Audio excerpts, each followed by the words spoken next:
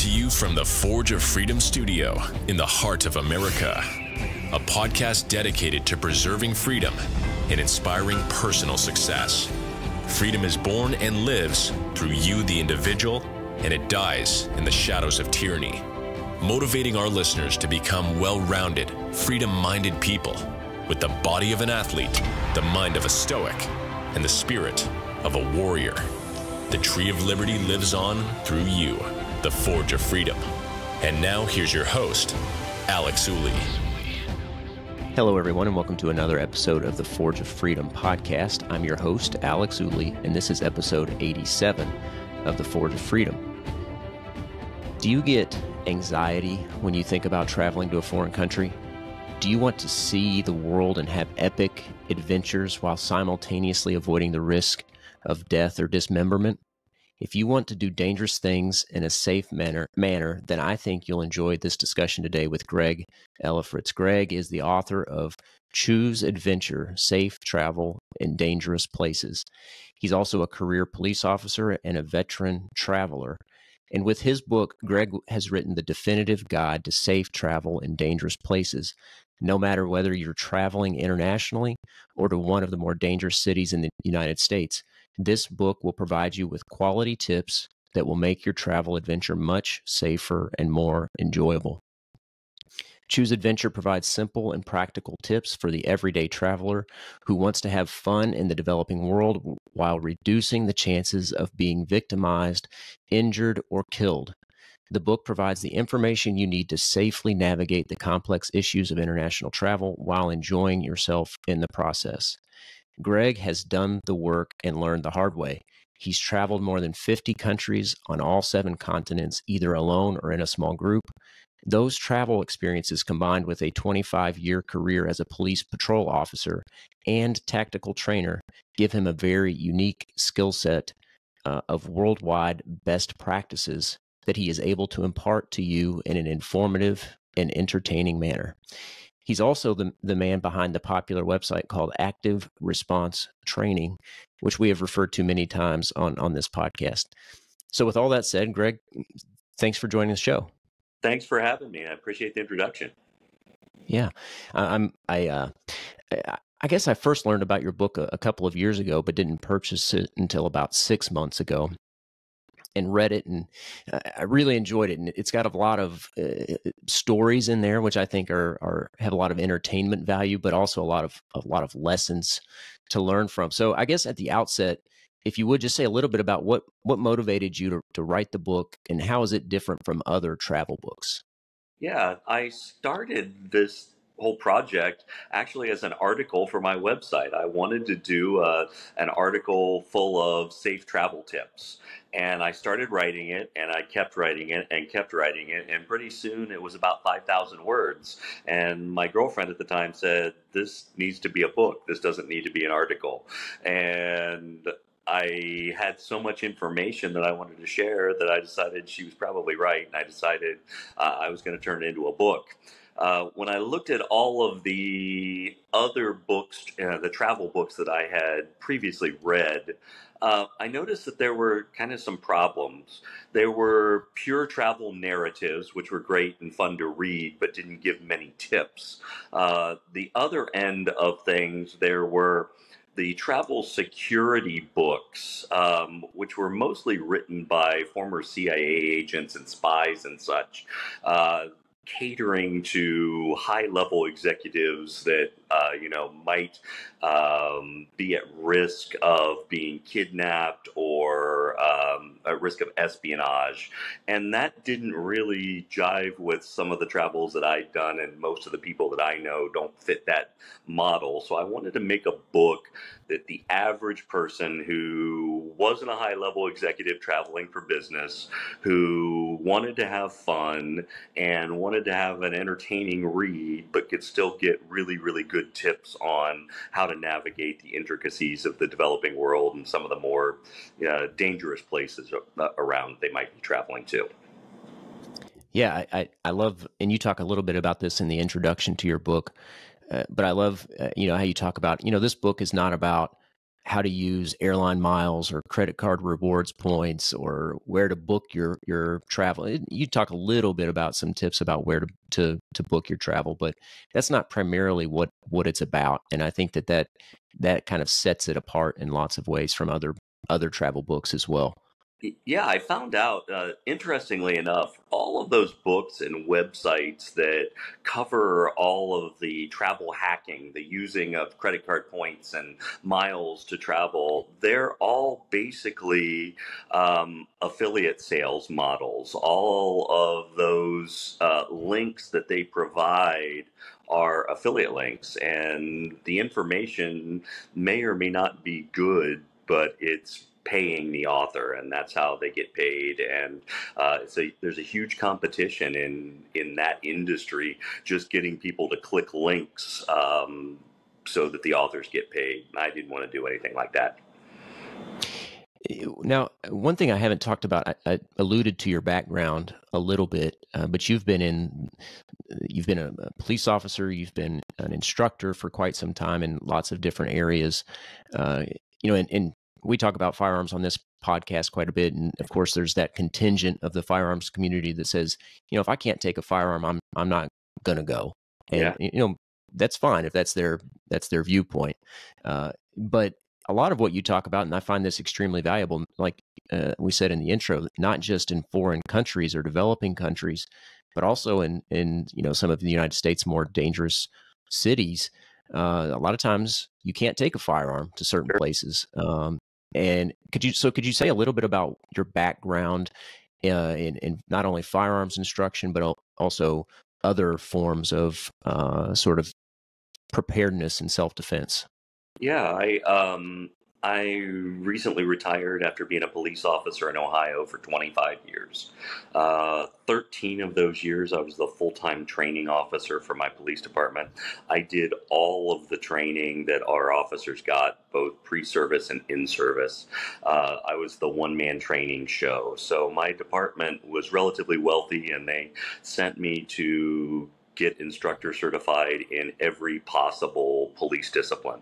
So everything from all different types of firearms, from handguns to shotguns to sniper rifles to submachine guns, all the physical defensive tactics stuff, the knife fighting stuff, impact weapon stuff, and then the more mundane topics, legal issues and field sobriety tests and traffic enforcement and car crash investigation and all of that kind of stuff. So I kind of amassed a huge skill set in my training job, and my department had some budgetary concerns and got rid of my training job and shipped me back out to patrol. So I did my last 8 years as patrol again, and I decided I still really like training. So I increased my side business, which was a firearms and defensive tactics training business that I'd had since 1999. And now I do that full time. So I travel all over the country, about 40 weekends a year, teaching classes, all different types of firearms classes, all different types of physical self-defense classes, knife fighting classes, emergency medicine classes, a little bit of counterterrorism stuff. So, I'm teaching the stuff that I advocate in the book. Yeah, and that's one of the things that, and I'll give a little bit of a testimonial here about your training business. I've never trained with you for firearms instruction, but that's one of the things that I love about what you do is that there are so many firearms trainers out there that focus just on the firearm, and I think that's a huge mistake, and there's a place for that, Sure. but what you bring to the table, I think, is a huge value-added proposition that, you're talking about tactical first aid training and hand-to-hand combat and, things like pepper spray and knife tactics and all sorts of other things that are incredibly beneficial to you, even here in the United States, like we've been talking about, where you can't have a firearm. Yeah. Or even if you're just in a car accident, the tactical first aid is incredibly valuable. So that's what I love about what you do. The first class that I took with you was with my father. we took the unthinkable class, Right. of course, with Dr. April, who's no Yeah. longer with us. But, Hmm. that's about recognizing sort of criminal behavior and the things that they look for, and this concept of thin slicing, right? With, this idea where criminals try to identify good victims. And then also more recently took the tactical first aid class with my wife in Ohio that you taught earlier this year. So I'll encourage our listeners to certainly go check out your class offerings. I'll link to that in the show notes. It looks like you've got most of your 2024 class schedule posted. And I think you mentioned in a post somewhere that you didn't have quite all of it up yet, but you had a lot of it up. Yeah, I'm still working on two other classes. I don't have all the registration links up yet. I'm still trying to decide if I want to stick with Eventbrite or move to another platform for my registrations, but I should have that handled in the next couple of days, and all the registration links are getting up there. But my schedule page has about 90% of the classes that I've got scheduled, at least where and when, and I'll have the registration links up within the next week or so. Okay, good deal. Good deal. And that's at activeresponsetraining.net. And there's a 2024 classes Yep. tab or menu at the Yep. top that I'll link to in the show notes so people can check that out. Now, one thing, if you would, we'll dive into the book a little bit, if you don't mind, to talk about how you got started traveling, because that's an interesting story. And then also talk, if you would, follow that up with where you are now, because that's also related. Sure. I didn't travel when I was younger. My parents didn't have a whole lot of money when we were growing up, and we seldom left the state and never left the country. The first I graduated college, became a police officer, became completely obsessed with my career, and really quickly got selected to be this training officer, and was going to hundreds and thousands of hours of additional training to get myself up to speed to do that job. And I just didn't have any time to take off to travel. The first time I left the country, I was 29 years old, and my sister was having a destination wedding in Jamaica. And since I was one of the groomsmen, I had to go. And that was the very first time that I left the country. It was at an all-inclusive resort, and I was pretty much scared to death. I brought body armor with me into Jamaica, and about 14 different knives and pepper spray. And realized when I got there, it was a pretty tame destination. And I actually got pretty bored on the all-inclusive resort and decided I was going to take a walk one day into town. And I stopped at a little convenience store to get a drink, and a guy approached me. He was a taxi driver. He just got out of the Jamaican military. We started chatting, and he said, "Hey, I'll make you a deal. I'll give you a tour of my hometown here in Jamaica. We'll stop wherever you want to go. I'll take you anywhere you want to see, and you can pay me what you think I'm worth at the end of the trip."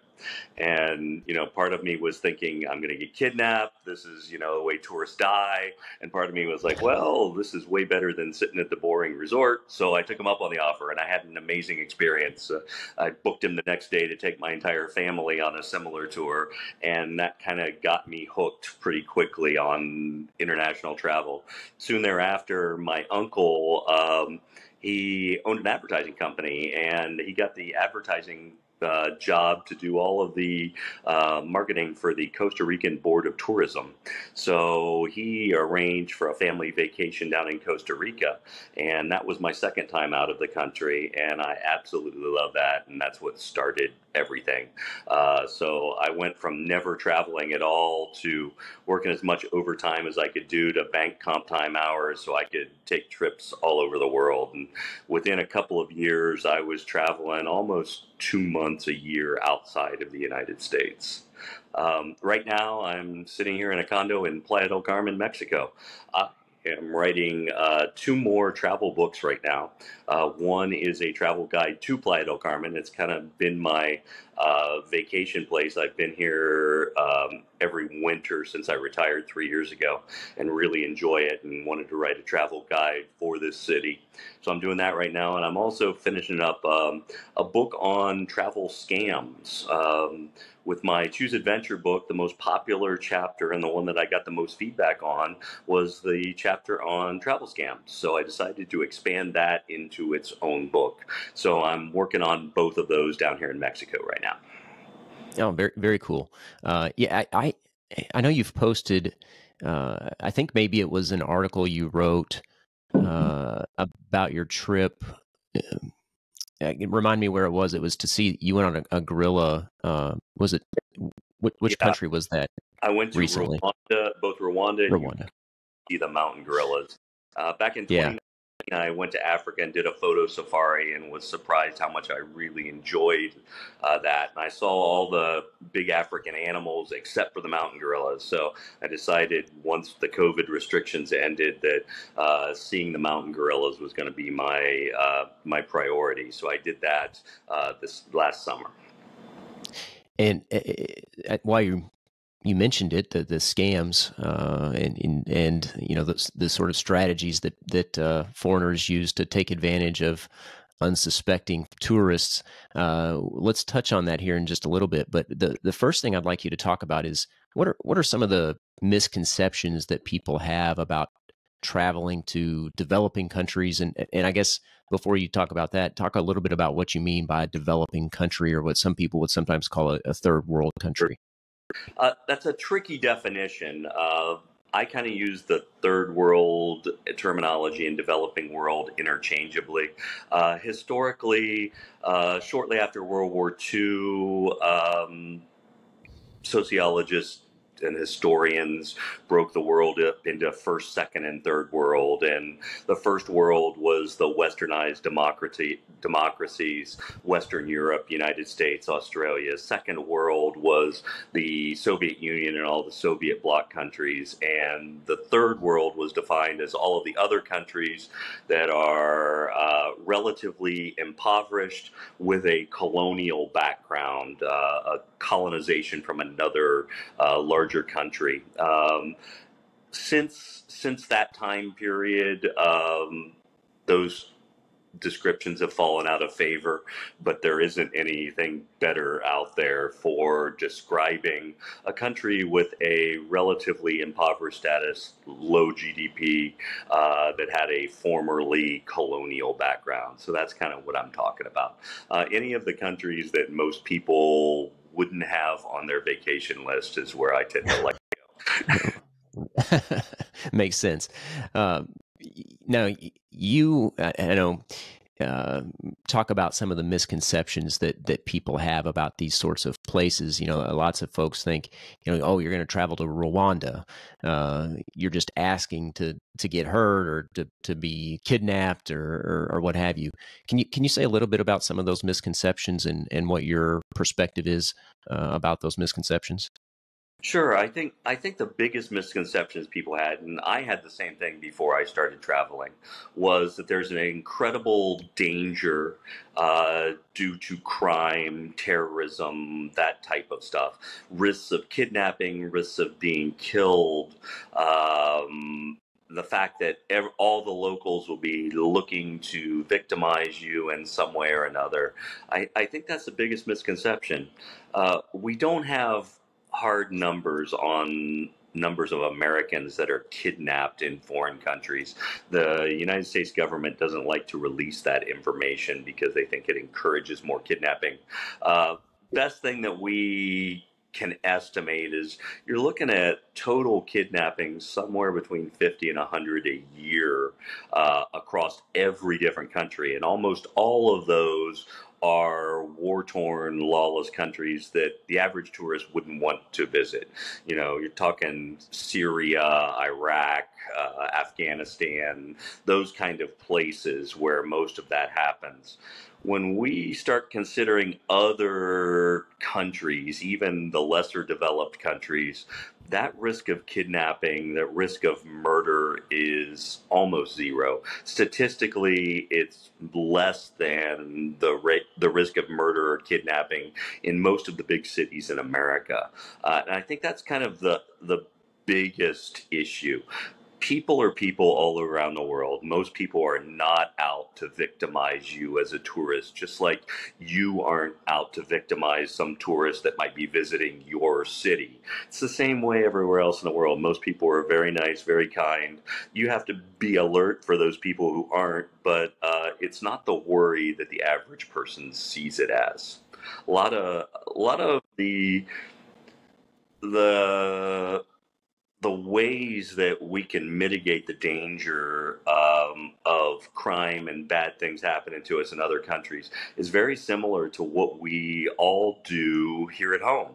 You know, we all recognize that there are areas in our city or our state that are bad parts of town, and we don't go there at night. We don't go there by ourselves. It's kind of the same thing in other countries, and in fact, it's probably more prevalent in other countries. That's crime prevention from the perspective of a lot of people who don't live in America. You don't go to the areas where the bad stuff happens, and you don't get victimized. And I found that that's been amazingly useful information. Talking to the locals about where the bad parts of town are and avoiding those, staying in the nicer parts of town, and the chance of being victimized is really, really low. Probably similar to what you would see in the United States. You stay away from the bad parts of town, don't go to the areas where the gangs are fighting. You're probably not going to get victimized here either. Yeah, exactly. And it's that sort of common sense approach that can help you travel to these sorts of places and relative safety. Now, there's not complete safety no matter where you are, even in the comfort of your own home. But I don't know. I like to travel, and I've traveled a fair amount, not nearly as much as you have. But my experience has been that you mentioned consulting with locals, is that locals are very willing to help you navigate and find out where to go and where not to go. So that's certainly one strategy. Another that you mentioned is not being out at night, especially in your book. You talk about making sure that you arrive at your destination before dark if you can. You mind to say a little bit about that, and then also just some other general strategies that people can take to prepare for their trip and then arriving safely? Sure. I really think that one tip, getting to where you are intending to be before dark, is a critical aspect of staying safe. In a lot of these developing worlds, the neighborhood changes characteristics dramatically after dark. And what is completely safe with zero crime in the daytime might get dangerous after dark. It might get dangerous because that's when young people hang out, and people using drugs, people using alcohol, their behavior's a little bit less predictable. The other thing is you don't have the buffer of the good people in the world, the average citizens who are working, the average families who are out and about, kind of discouraging bad behavior from some of the criminal elements. The good people go home and go to sleep at night, and the criminals come out and play. It's similar to what we see in big cities in the United States as well. I really have found some dangerous situations in my life when I have screwed up and arrived very late to various accommodations in the developing world. Found that that's been some of the more dangerous situations that I've encountered. So I make it a practice right now that if as much as possible, the first day I'm in town, I want to get my sleeping arrangements handled before I get into town. I don't want to have to be stressed out looking for a hotel or a hostel or an Airbnb last minute. I want it figured out before I get there, and I try the best as possible to get to my destination before it gets dark. And I've had very, very few problems with that. One thing you mentioned in your book, and you talk about this on, I think maybe in some articles you've written as well, is that you sort of pay attention to who's walking around during the day, and then how does that change after dark? Are women still walking around after dark, for instance?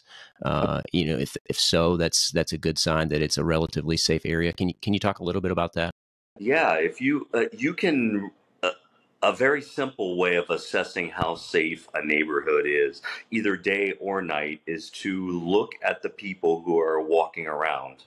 Um, are there single people walking around by themselves, especially single women?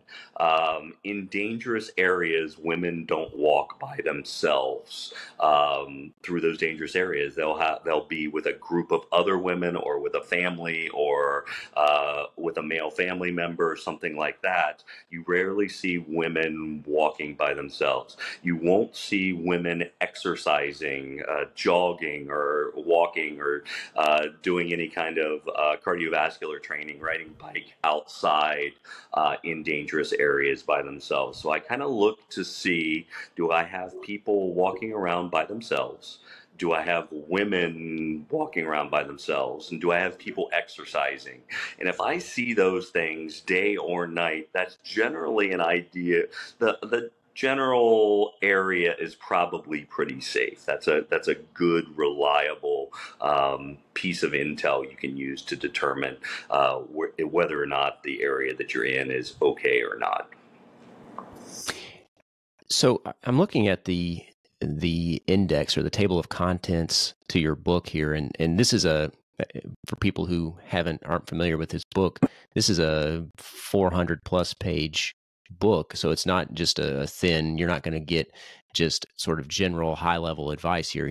Greg goes into quite a few specifics and uses many of his experiences as examples. But one of the things that you talk about in the book is, like you mentioned earlier, scams. Can you talk a little bit about scams, scam artists, beggars, hustlers, and how to sort of identify those and be cautious of those? Sure. Probably the biggest risk that most tourists face is some type of financial scam or a scam artist pickpocketing combination. One person distracts you with the scam while another person is picking your pocket, stealing your purse, that type of thing. Statistically, that's probably the most likely crime that you're going to encounter. So, the most common way that these um, are done in foreign countries is usually some request for assistance. They will ask you, scam artists will ask you for help with something.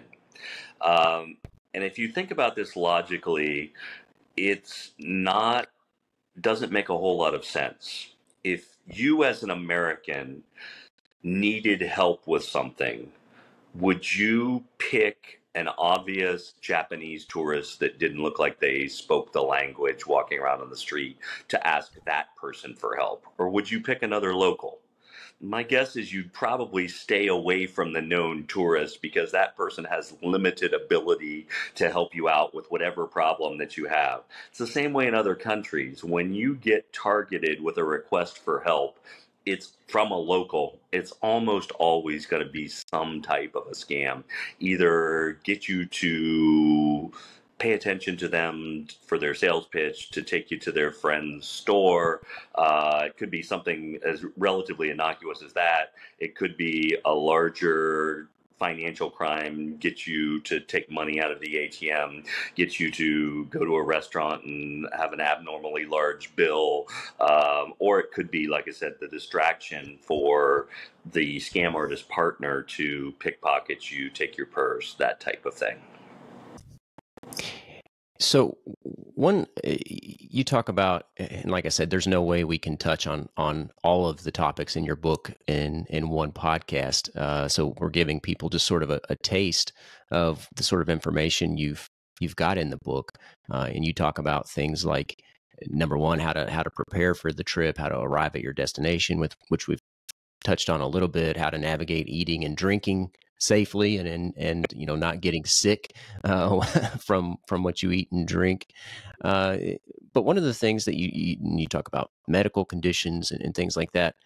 Can you talk about how to, and I thought this was really interesting personally, uh, dealing with crime and this fight of, flee or comply decision.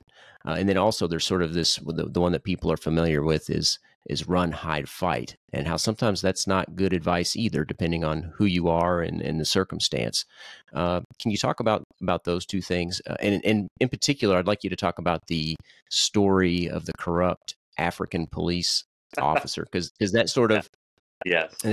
melds two different topics, sort of corruption in these countries and the fight or comply decision.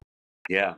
Um, I don't think the decision of what you will do should you be victimized by crime changes much, whether you are here in the United States or in the developing world. I think that no matter where you are, having a pre-planned response to, if this person does this, I'm going to respond by doing X, makes a whole lot of sense. The environment changes significantly. When I'm in the United States, if I'm outside of my house, I'm generally armed with a firearm and probably a knife and pepper spray, and that gives me more response options should I be victimized. If I'm in another country, I may not have those same response options. So I've got to just kind of consider what I can do with the resources that I have. And I also have to consider the environment that I'm in. I, as a 25-year police officer in the United States, I'm pretty good with understanding the legal environment I'm operating in should I defend myself in the USA. In every other country, I know nothing of that legal environment. I know nothing of how the police treat foreigners. I don't know if I'm going to get a fair shake. Those are the kind of things you've got to consider when you're making that decision.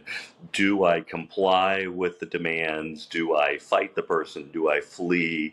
Do I bluff them in some way? All of those are options, but I want you to consider that the options might change due to the fact that you don't have all of the same tools with you in another country, and the fact that the environment might be dramatically different than what it is at home. You mentioned the story of the corrupt African cop. Back in 2008, I climbed Mount Kilimanjaro, and I was trying to save a little bit of money. And instead of flying into the airport that's closest to the mountain, I flew into Kenya and decided to take a bus over the border. It was a 6 to 8 hour bus ride and saved me a couple $1,000s. So I went that route and I got into a car crash. The bus got hit by a backhoe doing road construction, and it delayed my progress. And I ended up in this border town in Tanzania, about 100 miles from where I was going to stay, and there were no more buses running that night. So I had the choice of, I could either hire a cab to get to my destination or find a hotel after dark in this shady Tanzanian border town, violating all of the rules that I'd set for myself about not getting my accommodations after dark, and catching the bus in the morning. So I chose to go with a cab. The cabs in Tanzania are all, commonly called gypsy cabs. It's Uber without the app. It's local people in their own private cars operating as taxis. I found a cab driver that spoke a little bit of English. He quoted me a good price, and we were off. He told me we were going through an area that had some occasional criminals in it, and that if I sat in back, the criminals would see that and would think that I was a rich tourist and would target us for robbery. So he asked me to sit up front with him in the car when we drove. And that seemed like a reasonable request. So I did that. We didn't have air conditioning. Nighttime, still kind of warm. So I had the window down, and we were driving. It was about 100 miles, a few hours on the African roads to get to where I needed to go, making good time when all of a sudden they rounded a curve and there was a roadblock in the middle of the road. There was some lumber with big nails and spikes driven through it and pointed upwards to flatten tires, and a couple of kerosene lanterns in the middle of the road. And so the taxi driver stopped, and as he stopped, a Tanzanian national policeman jumped out of the bushes on the side of the road with an AK-47, shoved a barrel of the gun in through the window and hit me in the face with it, told me to put my hands up not to move. He then told both me and the cab driver that we were in violation. We didn't have a permit to drive on that particular road and that we needed to pay the fine.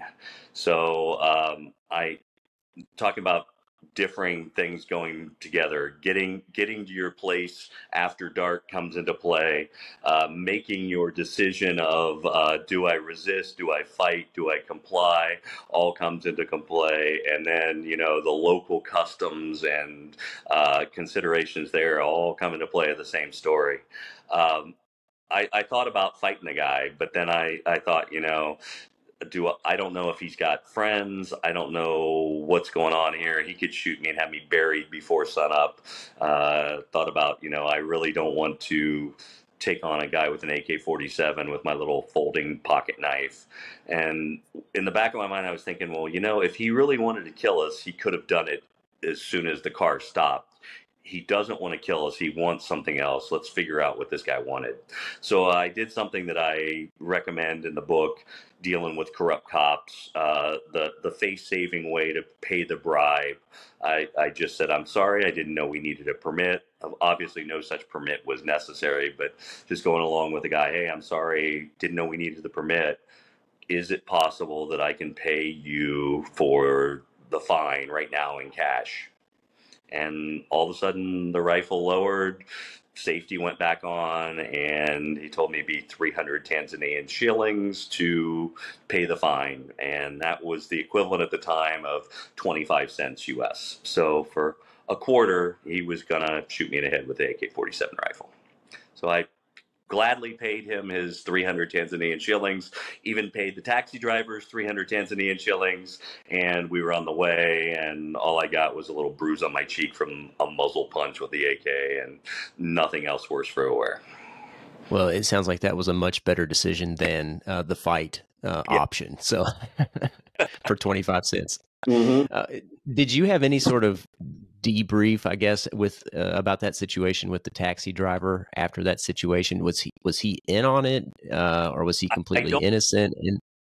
I don't think he was, because they didn't seem to know each other.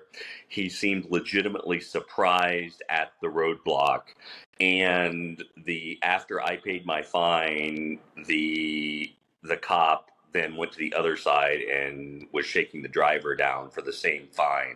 So it's entirely possible he could have been in on it, but my gut feeling was no, he wasn't. It was just he ran into the wrong cop at the wrong night. Is that something that you've encountered quite a bit? Is corrupt law enforcement?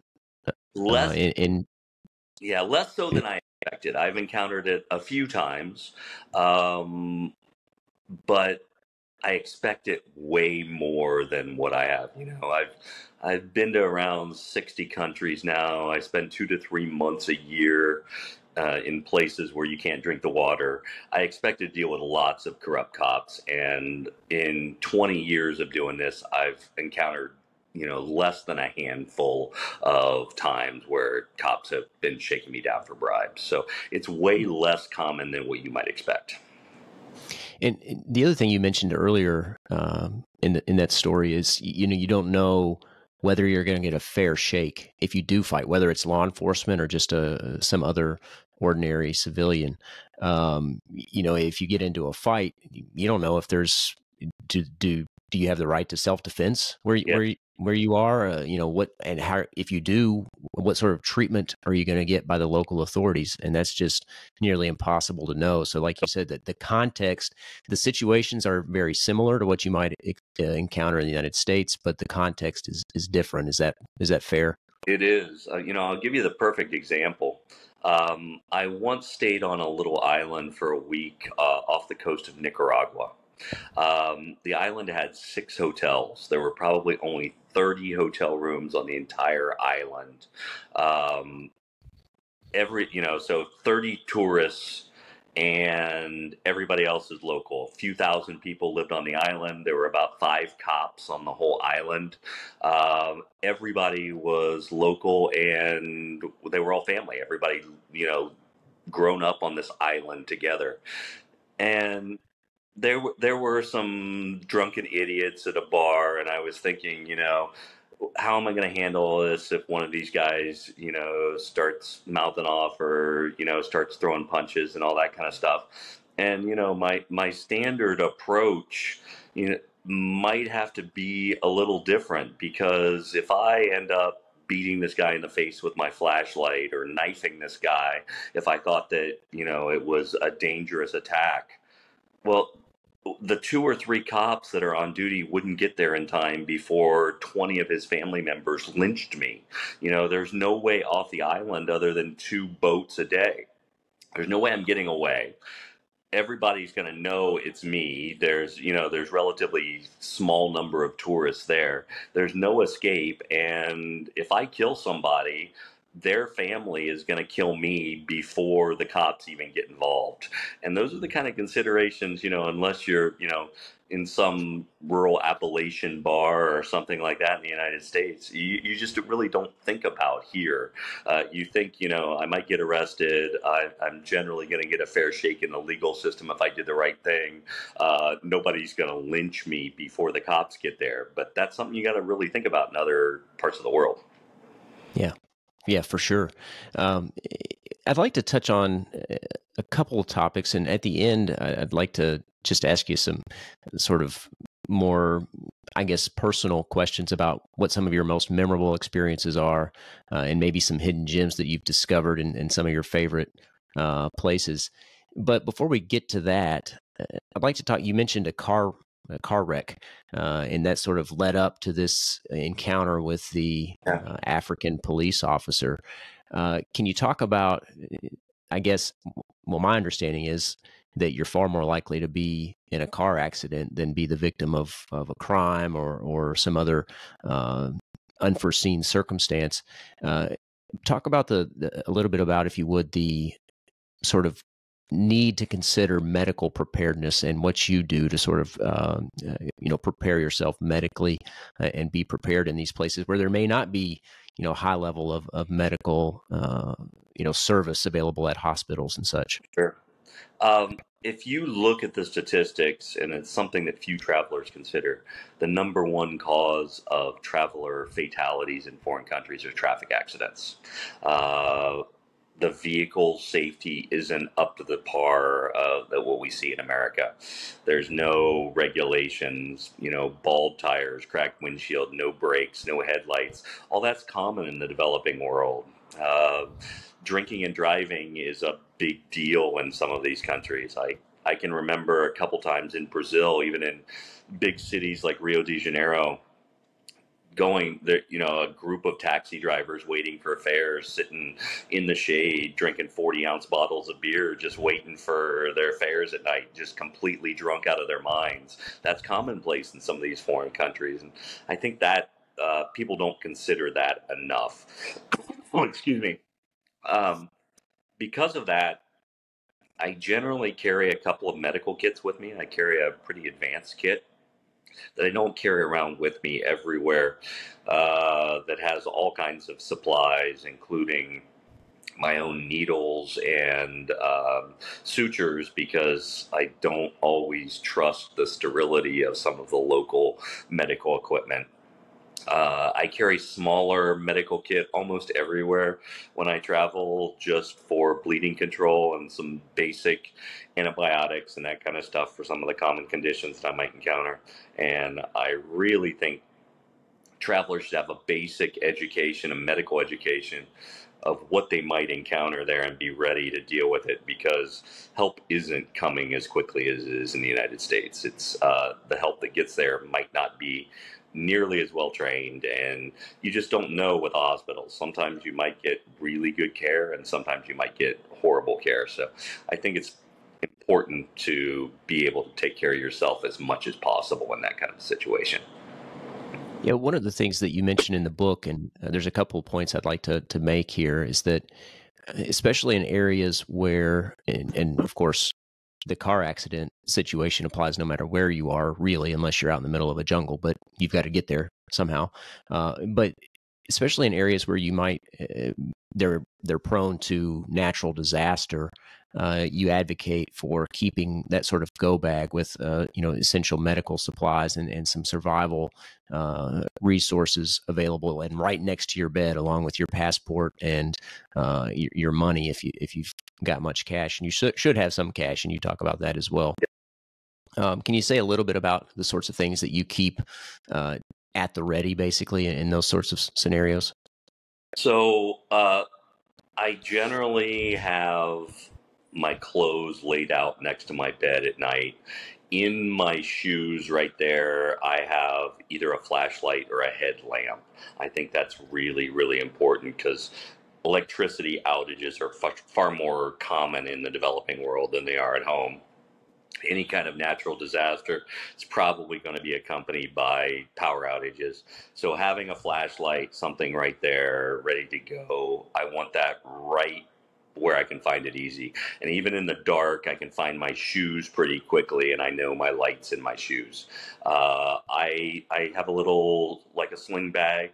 I'll generally have a small medical kit, passport, some cash, maybe a couple protein bars, fire making supplies, that kind of stuff, ready to go right there. So if I have to just grab something and run out of my room, I've got something, and I don't have to worry about packing something up out of my luggage. So that's kind of the general modus operandi I do, and it's been useful a couple times. I've been caught in a couple hurricanes, and I was stuck in a surprise volcanic eruption in Ecuador once, where that became really, really useful. So I would definitely advocate something like that, having basics ready to grab and go at a moment's notice. Yeah. Yeah, it's incredible that you talk about, you've been to 50 countries and all the continents, and some of these things that you encounter. It seems like there's a slim chance that you'd encounter them, but you've got hurricanes and volcanic eruptions, and you're at the muzzle end of a gun with a corrupt police officer. I mean, you've experienced a lot. There's no doubt about that. But that leads me to the second point I wanted to make. About medical preparedness. I alluded earlier in the show that I'd taken a class with you in Ohio, your tactical first aid and system collapse medicine class. The class I took was in Zanesville, Ohio, but I'm looking at your schedule here for 2024. Looks like you've got one coming up at the end of February in Delaware, Ohio, and I just wanted to plug that class in particular, because not only is it beneficial for travel, adventurous travel, but it's incredibly important just in your day-to-day life, because it you never know when you might be in a car accident or suffer some other medical emergency. So you mind to talk a little bit about that class and plug it Yeah, a little bit? I love to. It's actually my favorite class to teach. And I like teaching it because everyone will encounter a medical emergency at some point in their life. A family member is going to get sick or injured. You're going to roll up on a car crash. I do lots of high-end firearms training, but very few of my students ever end up in gunfights. Almost all my students will use the medical skills that I teach. So that class, it's roughly half a day of dealing with traumatic bleeding, all of the pressure dressings and tourniquets, and dealing with battlefield kind of first aid for sucking chest wounds, chest seals, tension pneumothorax, all of those kind of things. And then the second half of the day is more pedestrian concerns that aren't covered in other first aid classes. Wound care, absent a hospital situation, suturing, stapling, antibiotics, all of that kind of stuff, orthopedic injuries, some basic stuff on what you need to know if you're a little bit farther out from a hospital than you might get in the United States. I was always frustrated in the first aid classes that I took as a student when they said, okay, do this and call 911, and that's the end of what you're doing.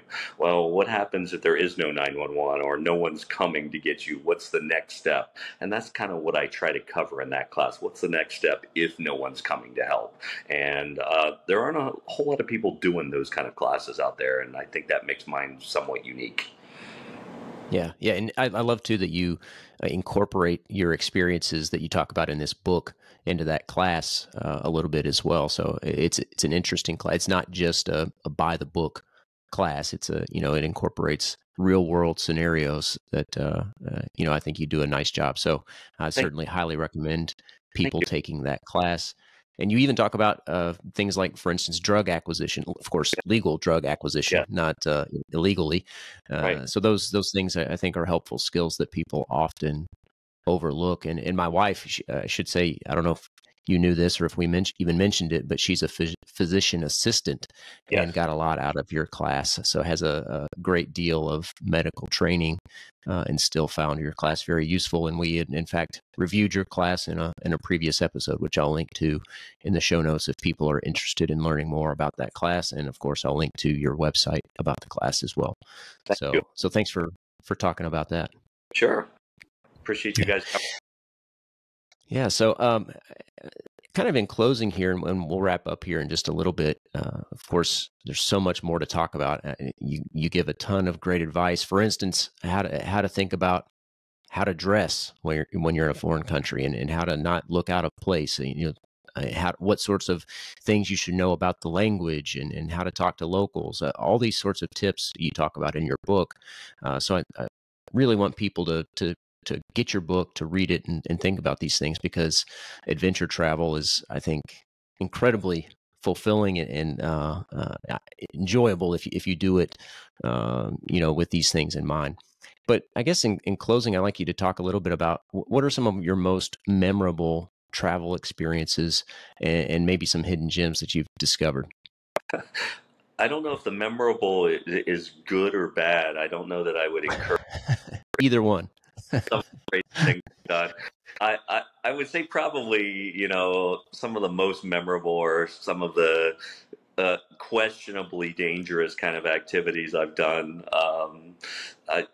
Finding a corrupt cop in Cambodia and buying an RPG and shooting an RPG on a military range in Cambodia was a highlight, but I don't know that that's one that I would recommend everybody do. I do a lot of jungle exploration, so living with an Amazon tribe in Peru, staying with an Amazon tribe in Ecuador. Rio de Janeiro is a favorite. I really like that city. Going to Carnival in Rio de Janeiro, really enjoy that. Like I mentioned, the African safaris are amazing. Egypt was great. I love the history there. There's just so many wonderful places in the world that I've really enjoyed seeing. I don't know that any one stands out above the other, but I really enjoy traveling, and I think I'm just going to be doing it forever. It's one of my big hobbies now. Well, very cool. One thing you mentioned at the beginning is that a lot of folks they go to these sort of all-inclusive resorts, sort of like the ones that are present there in Mexico, and never leave the resort. And I don't know, I never understood that. And it's goes along with the saying, different strokes for different folks. But there's just so much to see in the world, and I think that people are really missing out if they don't go and see these places that are more off the beaten path. And I think that they can do it much more comfortably, of course, if they're familiar with the concepts that you talk about in your book. The other thing to think about there, at the beginning of the book, when I talk about planning the trip, there are group tours available, and I've done several of these all across the world. And when Americans think of group tours, they think of, senior citizens bus tours, and that's not what we're talking about.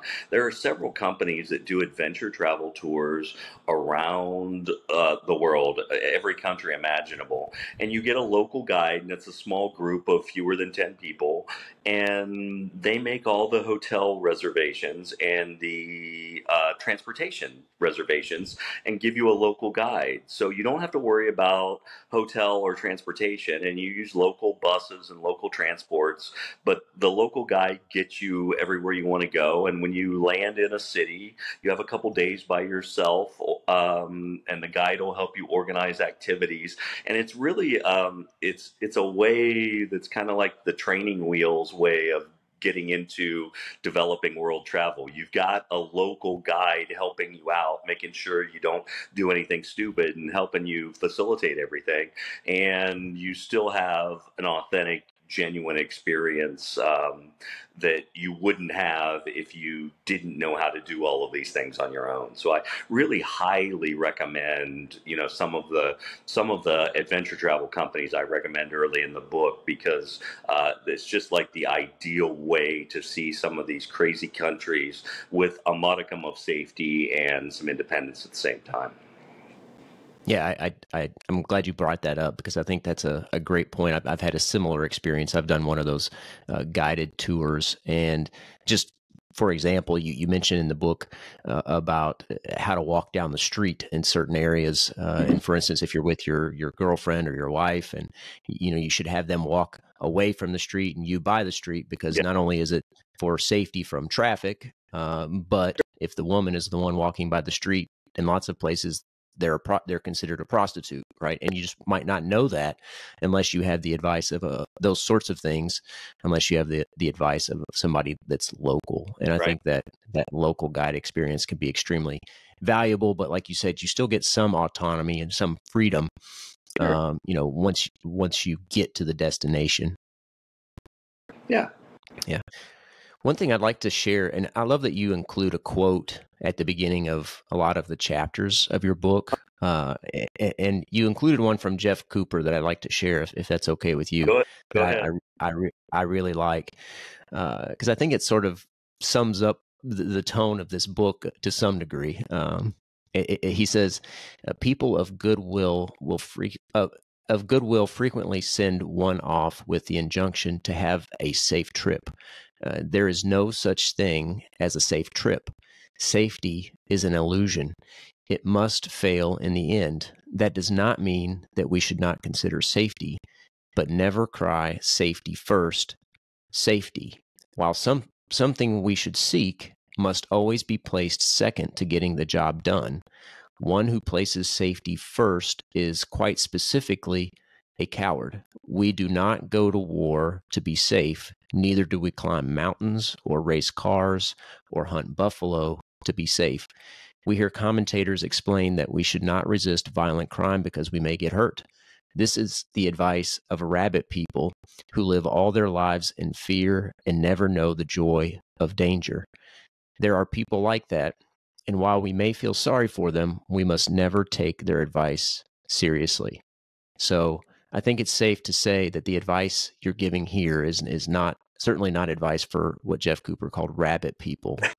But if I could break the book down, summarize it as simply as possible, it's how to do dangerous things as safely as you can do them. And that's what I like to do. That's my hobby. I like doing fun, exciting things, but I don't want to place myself in unnecessary danger doing that. So I wrote the book for people like me, to give them a little bit of advice of how to do the fun things that they want to do without dying unnecessarily. Yeah. All right.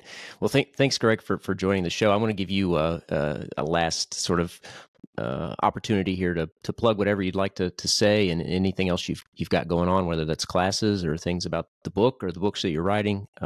Just plug whatever you want to plug.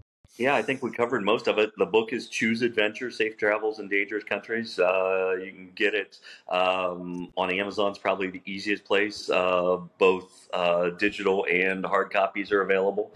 My classes are everywhere, teaching in, I think, 13 different states next year. If you're nearby, I'd love to see you there. I do a lot of blogging, both tactical stuff and travel stuff on my website, activeresponsetraining.net. And then I also have a travel blog at chooseadventurebook.com. And I'm active on both of those. And if you're interested in anything else, that's where to find me. All right. Well, thanks again, Greg. And for those of you listening, if you want to experience the joy and the adventure that you've heard Greg talk a little bit about here, definitely check out his book. Like he said, it's a sort of a guide to experience these places, these dangerous places, in as safe a manner as possible. So definitely want to encourage you to go check out his book. I'll link to the book in the show notes, as well as his website, activeresponsetraining.net, and any other resources that we've talked about here in the show today, I'll try to link to as well. So thanks again, Greg. Thanks for having me, Alex. I appreciate it. Yeah. All right, everybody, if you enjoyed the show, don't forget to like and subscribe to help us spread the message of freedom. And until next time, remember, you are the Forge of Freedom. Thanks for listening to this episode of Forge of Freedom. Be sure to subscribe wherever you heard this podcast so you never miss a future episode. For more information or to connect with Alex, you can go to forgeoffreedom.com or follow him on Twitter at Forge of Freedom. Until next time, remember, you are the Forge of Freedom.